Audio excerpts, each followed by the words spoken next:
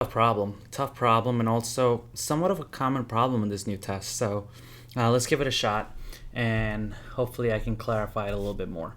Now, see how on the right side of this equals. First of all, let me start with this. This term on the left side of the equal sign must equal this term on the right side of the equal sign, right? And that's why the equal sign is there. Now, on the right side, if you look at this, isn't this term looks like it's foiled out?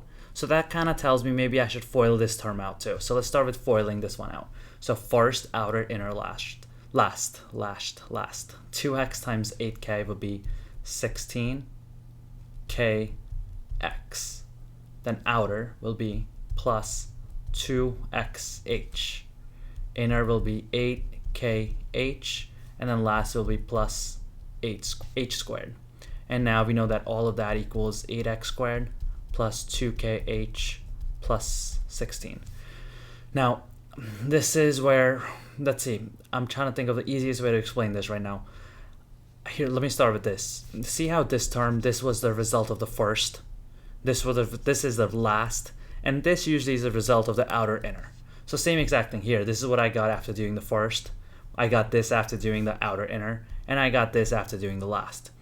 Now, the first term over here must match up with the first term here. The outer inner here must match up with the outer inner here, and the last here must match up with the last here. So let me write this down to see if it makes more sense. So 16kx must equal 8x squared, right? Because those are my first. Then the outer inner, which is 2xh plus 8kh, must equal 2kh, right? That's the second thing. And the last one is h squared must equal 16. Now the question is saying what's the value of h. So if you look at this over here, it should be pretty easy to solve for h. H is 4 out of the answer choices, right? 4 is the only one that would make sense. But now let's try to take it over here and see if we can solve it too. Is there a common term between over here? There's an h that's common all over the place.